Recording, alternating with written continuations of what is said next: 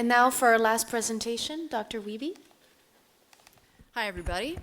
I'm Natasha Wiebe, and this is my first presentation on zombies. Thank you for the applause. Have you seen Zed Nation? The sci-fi series challenges the conventions of zombie apocalypse. It moves beyond the rebuilding of society to introduce new images and themes.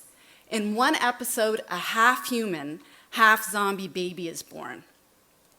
This birth occurs on an old order Mennonite farm, which is another smaller way the show pushes the boundaries. We haven't seen Mennonite zombies before. Not all Mennonites look like the ones in Zed Nation. My particular group, the Russian Mennonites, or the Russlander, emigrated from the Ukraine to Canada in the 1920s. Most of their descendants work in cities, and they may be distinguished from other Canadians by church membership or surnames like Wiebe. Only by those things. There's no evidence that Russian Mennonites have embraced zombie pop culture more or less than other Canadians. But we are certainly well acquainted with the narrative of apocalypse, with world-altering catastrophe. Our parents or grandparents had their world irrevocably altered when their prosperous commonwealth was decimated in the years surrounding the Russian Revolution. The traumatic experience of losing almost 100 villages, agricultural estates, hospitals, school, industry is told and retold in family stories, literature, scholarly papers, and books. The story of fictional zombie apocalypse has become just as familiar to us, to Canadians and Americans, as the story of escape from the land of suffering is to Russian Mennonites. This is largely due to the movement of zombies from horror film throughout pop culture since around 2000. Zombie pop culture, including graphic novels, computer games, and apps, has been reported to contribute approximately $5 billion to the world economy each year. The zombie narrative is so widespread that the American Centers for Disease Control and Prevention has officially denied the existence of the zombie virus. And Canadian Parliament has joked about national preparedness for a zombie invasion from the US. Why has this story of apocalypse become mainstream? What lies beneath our attraction to zombies? This morning, I will suggest several possibilities, and my ideas are pieced together from zombie studies, narrative theory from my discipline of education, and my own work in Mennonite studies. Why are we captivated by the zombie apocalypse? My daughter Sasha, hi Sasha. My daughter Sasha says that people like to be scared. But why scared by zombies? There are trends, she says. Vampires, werewolves, zombies. My husband added that we're intensely violent. And people, not my family in particular, people are intensely violent. And it's okay to watch zombies be killed because they're not alive. Even a pacifist Mennonite could kill zombies with a clear conscience. Permissible violence. This reminds me of an essay by Shelley Reese. Reese describes how seasons 1 and 2 of The Walking Dead use the traditions of the Western. These include the promotional poster of Sheriff Deputy Rick Grimes, the lone gunslinger, riding horseback into the seeming ghost town of Atlanta, and his group's subsequent perilous trek across hostile land in search of a homestead, encountering herds of zombies in lieu of buffalo along the way. Reese says that the escapism of the traditional Western includes satisfied, justified violence that we're free to enjoy because of the ultimate moral lesson of good characters winning out over bad.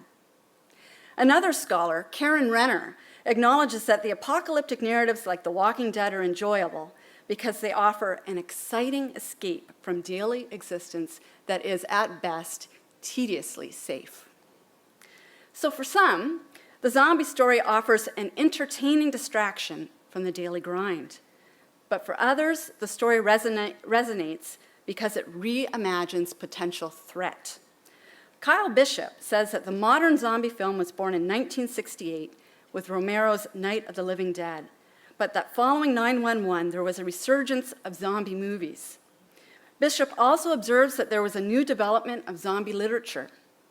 In 2010, the zombie apocalypse moved to television with The Walking Dead, the most watched show in basic cable history. Why are we experiencing a so-called zombie renaissance? Bishop writes, initially, zombie movies shocked audiences with their unfamiliar images. Today, they are all the more shocking because of their familiarity. Scenes depicting deserted metropolitan streets, abandoned human corpses, and gangs of lawless vigilantes have become more common, appearing on the nightly news as often as on the movie screen. Because the after effects of war, terrorism, and natural disasters so closely resemble the scenarios of zombie cinema, such images of death and destruction have all the more power to shock and terrify a population that has become otherwise jaded by more traditional horror films. Perhaps we watch to escape the everyday, but the narrative of zombie apocalypse is also deliciously horrifying because it reflects the real and the possible. Scholars and TV producers have tied the recent explosion of zombie literature, film, television, not only to 9/11, but also to a wave of other catastrophes that were ushered in with the new millennium. Financial crisis, political uncertainty, health scares, tsunami, hurricane. Current events influence programming. But zombies have shuffled out of pop culture and into our institutions. The zombie story has been adapted by teachers, such as keynote Glenn Stutsky this afternoon, and even some Mennonite ministers. It has been adapted by government agencies for various emergency preparedness campaigns. It has formed the basis of fundraising marathons for not-for-profits like Windsor's own Downtown Mission. And of course, scholars from across the disciplines, like those here at this conference, are using the zombie apocalypse as the focus of, or an analogy within, their research. When representatives from across institutions use the plot, character, or theme of the same story to express their points of view, it's a signal that that story has become a dominant or a cultural narrative. Cultural stories perpetuate the perspectives of community spokespeople, and one message we are consistently hearing is that of emergency preparedness. The provincial government of British Columbia, as you can see on the slide, transformed its emergency information website into a zombie survival guide. The U.S. Department of Defense implemented its counter-zombie dominance plan as a way to prepare its troops for other threats. The CDC launched Preparedness 101 Zombie Apocalypse, a public health awareness campaign. A massive open online course at University of California, Irvine used The Walking Dead to introduce topics such as mathematical modeling for predicting and containing the spread of infectious diseases, like a fictional zombie virus. The primary theme of this conference is emergency preparedness. And Lydia, I didn't get my kit. These government agencies and universities have agreed on the need to prepare for different emergencies, and all have borrowed the story of zombie apocalypse to make their message more attractive. As World War Z author Max Brooks says, people need a safe place to explore their apocalyptic worries. They can't read stories about real plague or nuclear war. That's too scary. That makes them turn away.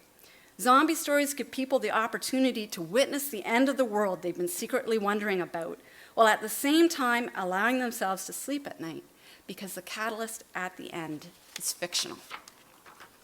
Do you agree?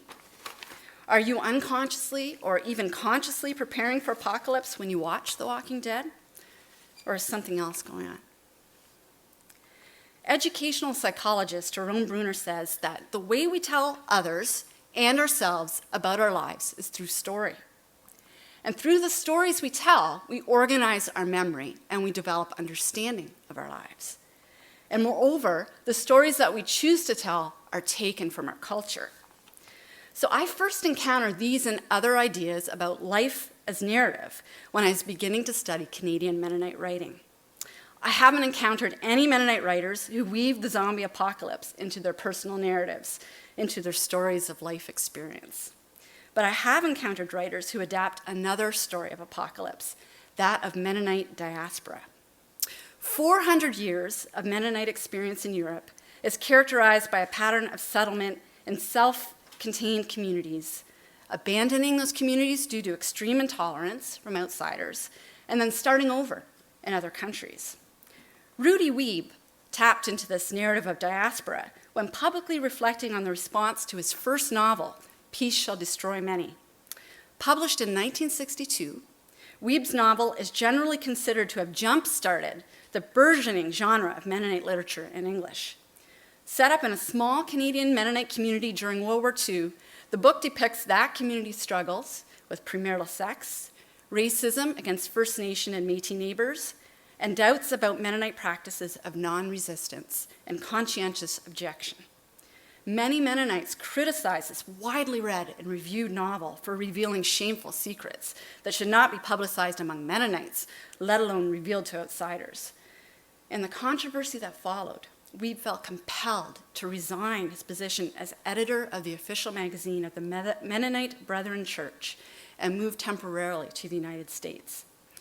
In 2009, I twice heard Wiebe say publicly of his resignation, "I did the classic Mennonite thing. I left and went to another country, the traditional Mennonite method of handling controversy." Webster and Murtova write that people make sense of their lives according to the narratives that are available to them. Stories are constantly being restructured. They are shaped by lifelong personal and community narratives. Rudy Wiebe borrowed the Mennonite story of diaspora, so familiar to him from his parents' stories, from school, from sermons, to tell about his flight to the United States. We got him back. Now that the zombie story has become so well known to us, is it creeping into the stories that we are telling about our own lives? It's crept into mine. My unconscious latched onto the disease preparedness message that the CDC has attached to the zombie story. I carry a genetic mutation that puts me at an incredibly high risk of developing cancer. I did not learn I was a carrier until recently, but the pattern of disease and death in my family was enough to inspire nightmares of being chased by serial killers when I was a teenager. Some years ago, I began to look for a new story, a new way to think about my family history. I didn't want to continue to position myself as a victim of a killer, but becoming a soldier in an army of pink didn't feel right for me either. So one day I recognized that zombies had become a metaphor for cancer. Like cancer, zombies are made of once healthy human cells that have mutated and begun to devour the living.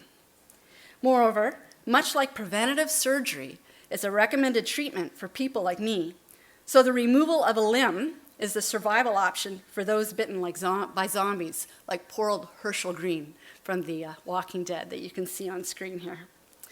Thinking through the zombie survival story in these kinds of ways offered me an alternative perspective to cancer victim or soldier, that of cancer previvor. And I'm not alone in using the zombie to rethink the personal. I'll offer you one other example today. Based on the slog of his PhD experience, Noah Tolley concludes that academics need a new metaphor for the long process from dissertation to tenure, and the one he offers is the zombie marathon. He jokes that some of the things that appear to be helpful in a zombie apocalypse may also be helpful to PhD students and faculty, such as make sure that you are on defensible territory. You don't want to find yourself out in the open in some unpopular subfield with the legions of the undead closing in. Tolley's reframing of his academic experience as zombie marathon and my reshaping of zombie survivor as cancer previvor both illustrate the theory that humans are storytelling organisms who lead storied lives. The study of narrative is the study of way that humans experience the world.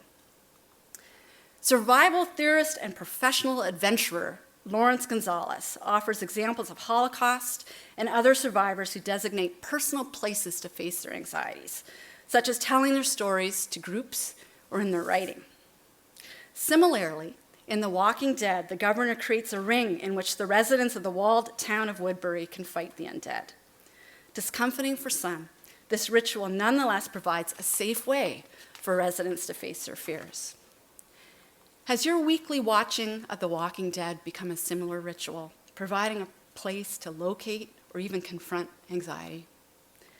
Does zombie TV, film, or literature simply provide welcome escape from the daily grind?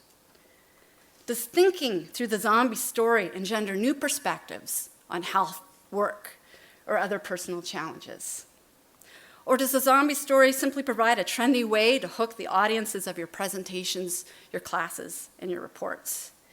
Maybe you see yourself in some of these explanations for interests in the zombie apocalypse. Maybe you have other ideas. But whatever your response, it's worth noting. The story of zombie apocalypse moved to the mainstream only in the past 15 years or so. It's not a story we inherited the way that Canadian Mennonites like Rudy Wiebe inherited the story of diaspora. We have witnessed the genesis of a cultural narrative, watching a zombie shuffled out of horror film to spread into the different stories we tell about living in the 2010s. Thank you.